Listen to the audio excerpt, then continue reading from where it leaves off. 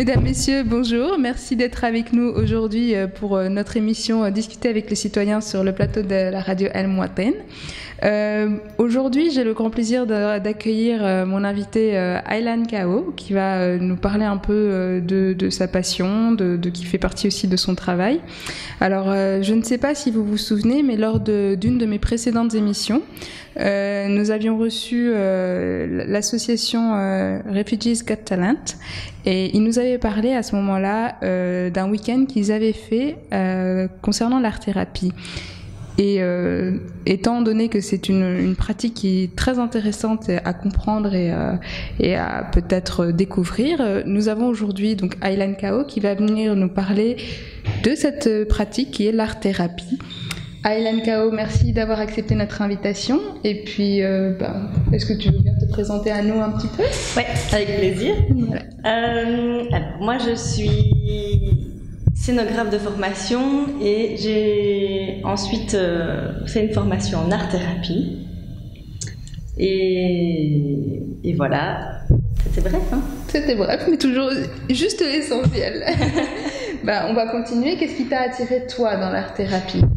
Moi, ce qui m'a attiré dans l'art-thérapie, c'est que dans l'art ou dans la vie en général, j'avais plusieurs centres d'intérêt, donc vraiment tout ce qui est artistique et tout ce qui est humain. Et j'ai découvert l'art-thérapie qui regroupe vraiment tout ce qui me passionne. Okay. J'avais aussi besoin de me sentir utile et de faire quelque chose que je sais bien faire. Mm-hmm. Et il se trouve je pense que l'art-thérapie, je fais ça bien. Je pense. Puis les retours que nous avons eus, je déduis que oui. Est-ce que tu peux un peu nous expliquer l'art-thérapie, le concept de l'art-thérapie en soi? Alors, l'art-thérapie, c'est quelque chose qui est assez complexe à définir, mais je vais expliquer ça de manière super simplifiée. Avec plaisir. Sinon, si ça intéresse les auditeurs, il y a un livre qui s'appelle L'art-thérapie, qui est écrit par Jean-Pierre Klein, et où vous retrouverez toute l'histoire, l'art-thérapie, ce que c'est et compagnie. Okay. Mais en gros, l'art-thérapie, c'est une thérapie qui se fait par l'intermédiaire de création artistique.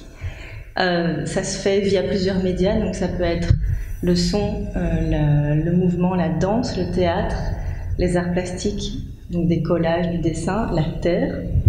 Et il y en a un que j'ai sur le bout de la langue que j'oublie sûrement. Moi, j'aime bien travailler avec tout ce qui est sonore et tout ce qui est peinture, collage et compagnie. Ok, donc tout ce qui n'est pas associé à la parole en soi. Donc, c'est effectivement l'art-thérapie, ça se fait dans le moment présent, dans le mouvement, mm-hmm. plus que dans le verbal. Ok. Même si il peut y avoir des interventions. Ouais. Et toi, qu'est-ce qui t'a attiré personnellement dans cette discipline, dans cette pratique en fait?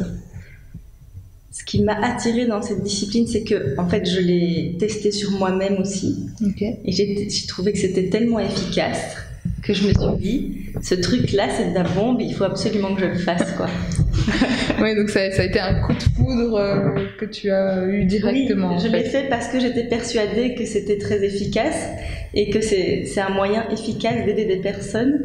Et il faut savoir que l'art-thérapie, ça fait pas partie des thérapies qui sont longues, c'est vraiment plutôt une thérapie assez brève, donc on peut s'en sortir pour beaucoup moins cher, en gros, parce que les thérapies ça coûte cher, donc 1 heure d'art-thérapie ça a son prix, et en même temps quand on prend 5 ou 10 séances, et qu'après les 5 ou 10 séances on en a vraiment eu pour son argent, on est content. Je viens de parler. Parfois il faut miser le prix pour la qualité plutôt que voilà, donc c'est toujours intéressant d'explorer. Là c'est l'inverse pour le coup, hein. Mais pour une séance on va dire, donc et pour une séance c'est à peu près le même prix qu'une séance de thérapie conventionnelle. Comment est-ce que tu penses qu'ils sont plutôt complémentaires, ou alors est-ce que c'est différent, c'est plus ciblé pour certaines personnes que d'autres? Comment par rapport à la thérapie normale? Alors c'est pour tout le monde. Pour tout le monde. Pour tout le monde. Mais vas-y, pardon. Mais c'est pas une thérapie, c'est une thérapie alternative, mais c'est pas une thérapie qui est en complément d'une autre thérapie. Okay. Ça se suffit à elle-même. Ouais, elle se suffit à elle-même. Donc tu nous as expliqué un peu quels sont tes champs d'action, entre guillemets. Est-ce que tu es déjà tombé sur des personnes qui étaient plus ou moins réticentes à s'exprimer de cette manière et qui avaient plutôt cette envie de l'usage à la parole? Alors oui, il y a deux aspects. Il y a de un, la personne qui est très attirée par le fait de faire une thérapie par l'art, comme ça, et en même temps qui reste quelqu'un de super mental et qui a envie de parler pendant toute la séance. Et si je laisse parler pendant toute la séance, l'art-thérapie ne se fait pas. Ouais. Donc je dois recadrer pour ne pas trop parler et dire « Ok, je sais que tu as envie de parler et maintenant on va faire l'art-thérapie, ne réfléchis pas trop, vas-y fais-le. » Et puis ça se passe bien, mais ça m'est déjà arrivé une séance où ça a été très dur de lâcher prise. Ouais, de lâcher prise. Et je pense que quand c'est comme ça, c'est quand il y a des moments où il y a des grosses choses qui sont en jeu, et puis la personne lâche. Et ça se fait, mais c'est juste qu'on ne voulait pas lâcher cette chose difficile à lâcher. C'est le lâcher prise. Blablabla, on parle pour un peu diluer ce stress. Voilà, exactement. C'est vrai que voilà, on parle de lâcher prise. C'est quelque chose qui est parfois difficilement accessible pour certaines personnes, que ce soit par la parole ou par les arts, entre guillemets. Est-ce que tu essayes de ton côté de les aider à s'exprimer, ou alors tu les laisses de manière indépendante? En fait, je fais toujours une espèce de petite méditation guidée avant pour que la personne soit détendue et qu'elle soit propice, tu vois, que l'ambiance et l'atmosphère soient vraiment propices à ce travail-là. Maintenant, il m'est arrivé une fois que ça fonctionne pas, ou deux fois, mais je m'arrange pour que ça fonctionne. Donc c'est mon travail de faire en sorte que ça marche pour la personne aussi. Ok. Et donc je dois m'adapter tout le temps. C'est vraiment un travail d'adaptation constante. Ça va. Et donc par rapport à ce travail que tu fais, donc tu as effectivement fait de l'art-thérapie avec les réfugiés ici en Belgique. Oui. Comment ça s'est passé? Raconte-nous un peu ce week-end d'art-thérapie et comment ça s'est passé, comment est-ce que tu as vécu la chose, comment est-ce que eux ont vécu la chose et qu'est-ce qui en est ressorti finalement de ce week-end? Comment ça s'est passé? Ça s'est passé super bien. Donc j'avais préparé tout ce week-end. Donc j'étais un peu stressée, j'avoue, donc j'avais préparé tout le déroulé sur des feuilles et tout, les 2 jours, machin, calculé la minute près. Et au final, eux avaient vraiment besoin aussi de profiter du moment, et ils se sentaient vraiment chanceux d'être là et reconnaissants de pouvoir profiter de cette nature, parce que c'était dans la nature. Et donc ils avaient besoin d'aller fumer des cigarettes, de faire à manger, tout ça. Donc moi, au final, j'ai pas suivi mon plan, je me suis adaptée à eux. C'est ce qui est beau aussi, c'est la magie de l'art-thérapie aussi, je pense. Oui.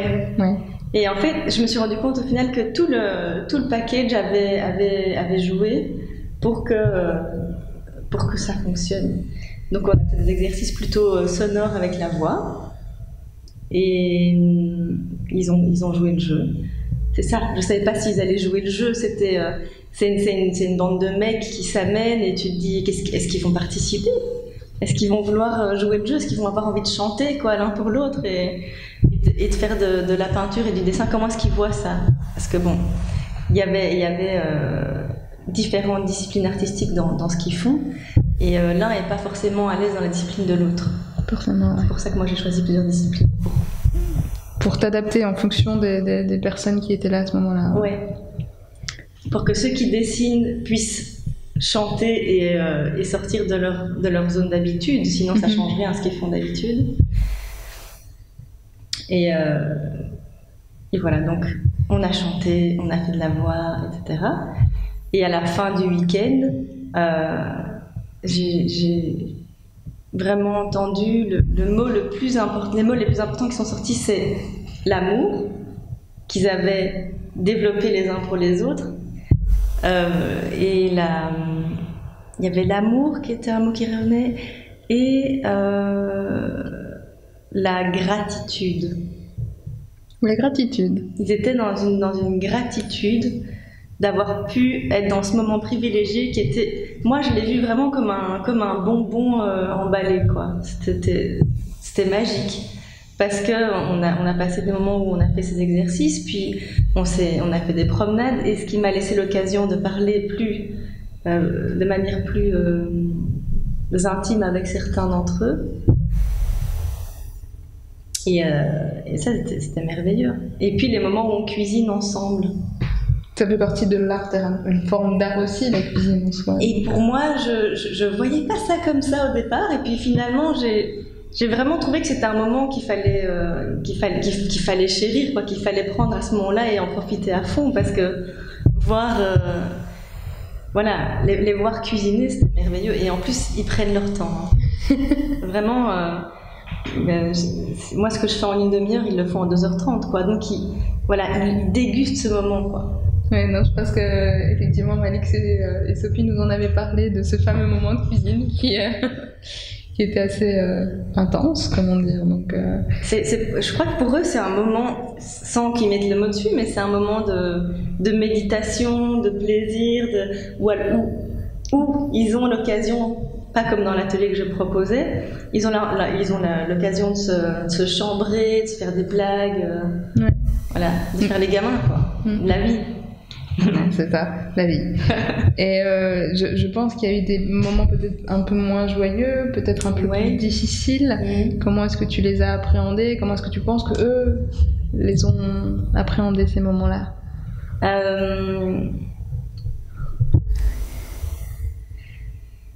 Il y a une soirée où on a eu un autre intervenant et où moi je faisais partie d'un cercle où j'étais aussi, donc j'étais pas en tant qu'art thérapeute, mais j'étais comme eux.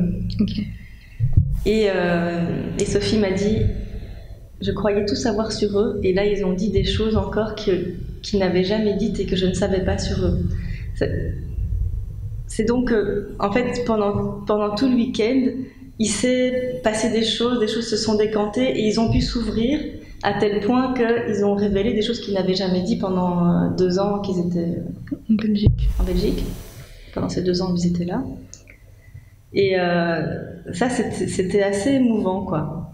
Ouais, je pense que c'est un peu tout leur périple qui est ressorti d'un coup et qui n'ont peut-être pas de facilité à exprimer en règle générale. Des choses qu'ils ont vues, des choses traumatisantes, quoi.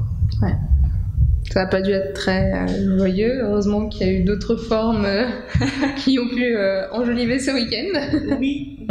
Mais comme ça résonnait, quelque part ce qu'ils racontaient résonnait avec moi, j'étais un peu au bout du cercle et quand je racontais mon histoire, c'est moi qui me suis mise à éclater en sanglots. Et après, ils sont tous venus chez moi en me disant ça va. Et je dis mais les gars, c'est vous, c'est plus dur pour vous, comme pour moi, parce que moi, ça va. Mais c'est vrai qu'émotionnellement, il y avait ce truc qui a explosé quand moi j'ai parlé, quoi. Ouais.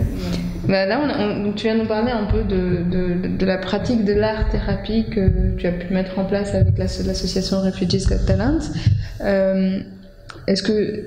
Quels sont les autres, terrains de pratique de l'art-thérapie? Est-ce que ça concerne qui? Ça peut concerner les enfants, ça peut concerner les adultes, les personnes âgées. J'ai fait un stage avec des personnes âgées, Alzheimer. Ça les permet de reconnecter à certaines mémoires qui étaient parties par différentes techniques. Par exemple, la chanson, qui leur permet de vraiment reconnecter avec tout dépend de leur mémoire, en fait. Ça, c'est super gai. Les enfants, ça peut être des difficultés scolaires, ça peut être un mal-être. Pour les adultes aussi, ça peut être un mal-être. J'en ai marre du boulot, des situations inextricables où on a l'impression qu'on va pas s'en sortir. Oui, voilà. Ça peut être pour tout le monde. Il n'y a pas besoin d'avoir une propension à être artiste ou pas. Ah non. Voilà. Non. Ce n'est pas limité aux gens qui ont cette capacité. Il n'y a aucun prérequis, en fait. On vient. Et moi, je suis là pour aider s'il y a un problème. Mais en général, il n'y a pas de problème. Les enfants n'ont pas peur de ne pas savoir dessiner. Eux, ils savent dessiner, ils savent tout, c'est pas un souci. Le plus gros problème, c'est les adultes. Les adultes ont peur de mal faire, alors qu'il n'y a pas de bienfait ou de mal fait. Et l'art-thérapie se veut quand même non jugeante. Donc, et je crois que c'est ça qui a bien marché avec les Refugees Got Talent, c'est que je leur ai dit d'entrée, personne ne va vous juger. On n'est pas là pour juger l'autre. Et donc, ouais, je crois que c'est ça qui fait aussi un ingrédient qui permet que ça fonctionne, fonctionne. La mayonnaise prenne en fait. Parce qu'on sait qu'on peut tout faire, l'autre va pas juger ça. Ouais. Et est-ce que tu penses que ça peut apporter beaucoup plus d'ouverture d'esprit, d'acceptation de la nouvelle situation quand on s'ouvre comme ça, ou ça reste encore assez un terrain un peu d'ouverture d'esprit par rapport à la situation actuelle et à reprendre une vie entre guillemets plus ou moins normale et à essayer parce que dans le fond ça reste un problème qui est logé là, qu'on essaye d'exprimer par l'art-thérapie.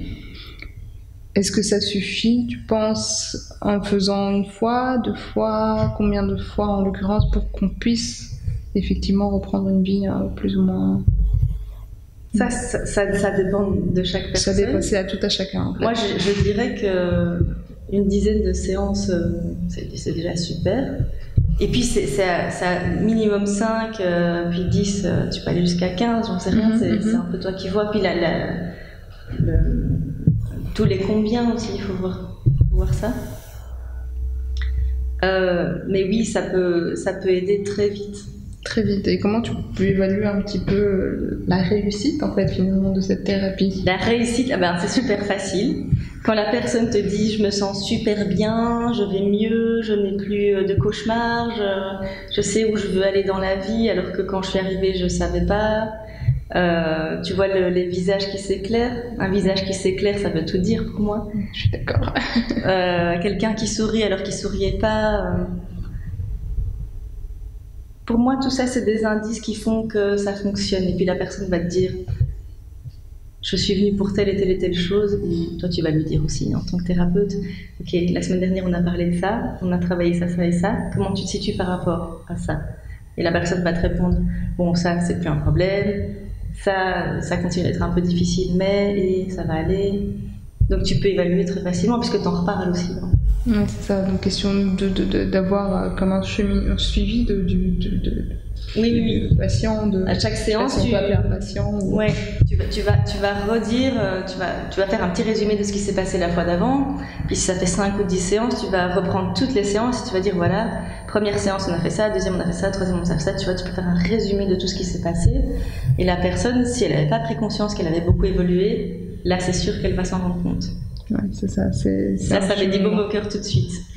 Que ce soit pour toi ou par la personne en elle-même, donc pour elle. Surtout pour la personne. Ouais. Je pense qu'elle se voit un peu, entre guillemets, guérir et s'ouvrir à un avenir, donc entre guillemets. Donc c'est très très beau. J'espère que tu vas pouvoir pratiquer encore de plus en plus. Concernant l'art-thérapie, est-ce que c'est courant chez nous en Belgique? C'est courant, je crois que c'est quand même pas très connu. Effectivement, moi avant l'émission Refugees Got Talent, je ne connaissais pas, donc... C'est pas très connu et c'est dommage parce que c'est super efficace. Je trouve que ça devrait être plus connu que ça. C'est comme... Il y a des méthodes qui sont très efficaces comme l'hypnose, l'art-thérapie, les constellations familiales. Il y a des tonnes de thérapies qui sont très très très efficaces. Et d'ailleurs, je commence à avoir un chouette carnet d'adresses. Donc, si j'ai quelqu'un qui a un souci et que je sens que moi, je ne peux pas l'aider, en tout cas, je sais diriger la personne vers un autre thérapeute ou un autre art-thérapeute. Parce que parfois, on ne se convient pas. Hein. Oui, parce que je pense que l'art-thérapie se pratique dans différents milieux, avec différentes personnes. Si tu l'as pratiqué avec les réfugiés, je pense qu'il y a d'autres personnes qui le font dans d'autres cadres, etc. Donc, moi, je l'ai fait avec les réfugiés parce que je me sentais appelée par ça. Mais je pense que tout le monde ne peut pas se sentir appelé par ça. Oui. Une certaine... il y a un certain vécu aussi qui joue et qui permet ou pas de se retrouver dans un certain milieu plutôt que dans un autre. Donc, je pense. Et... Est-ce qu'il y a des pays où l'art-thérapie est beaucoup plus présente? Dans les pays anglo-saxons, l'art-thérapie est de manière générale reconnue et monnaie courante. Ok. Donc ça se fait beaucoup, c'est reconnu. C'est reconnu, donc on voit des art-thérapeutes un peu partout. Ouais. En Belgique... Genre depuis les années 50, 60, voilà, c'est courant, 60, 70. Ici, je sais pas, à mon avis, ça date... Je ne sais pas exactement ici depuis quand, mais je dirais depuis les années 70, 80, mais pas avant, je pense pas. Ok. C'est possible, hein, il faudrait demander aux aînés qui savent mieux que moi et qui étaient nés à cette époque-là et qui travaillaient déjà, et moi j'étais pas née. Voilà. Et voilà. Est-ce que tu as bon espoir pour l'art-thérapie dans le futur? Est-ce que tu penses que ça pourrait te toucher beaucoup plus de monde, essayer d'aider beaucoup plus de gens que... Je l'espère vraiment, ouais. J'ai bon espoir, moi je pense qu'on peut en faire un métier à temps complet. Ouais. Surtout quand on est passionné comme toi, je pense que oui, on voit bien que tu chéris cette discipline et que tu... J'y crois à fond, voilà. C'est tout simple. Je connais l'efficacité, c'est pour ça que je l'ai fait. Donc voilà, et c'est vrai que ça peut aider beaucoup de gens, et notamment dans l'acceptation du quotidien, dans l'acceptation des difficultés, dans l'acceptation de beaucoup de paramètres qui sont parfois difficiles à vivre. Soi-même. Premièrement, qui n'est pas facile tous les jours. Non, qui est clairement pas facile, donc effectivement... Il y a quand même des personnes qui ont du mal à s'aimer. Il y en a beaucoup. Ça peut être effectivement une grosse source de conflit. Donc, ouais. En tout cas, merci beaucoup de ta présence aujourd'hui et de nous avoir expliqué l'art-thérapie et aussi tout le bénéfice qu'ont pu en tirer les réfugiés pendant ce week-end-là, et aussi les patients que tu suis. Donc, pour ceux que ça intéresse, si la thérapie vous titille et que vous avez envie d'en savoir plus, donc n'hésitez pas à aller voir les références que Aylan nous a données, mais également à nous demander à nous ses coordonnées. On vous les donnera avec plaisir. Je vous remercie beaucoup de nous avoir suivis pour cette émission et je vous souhaite une très bonne fin de journée et à très bientôt, je l'espère. Au revoir.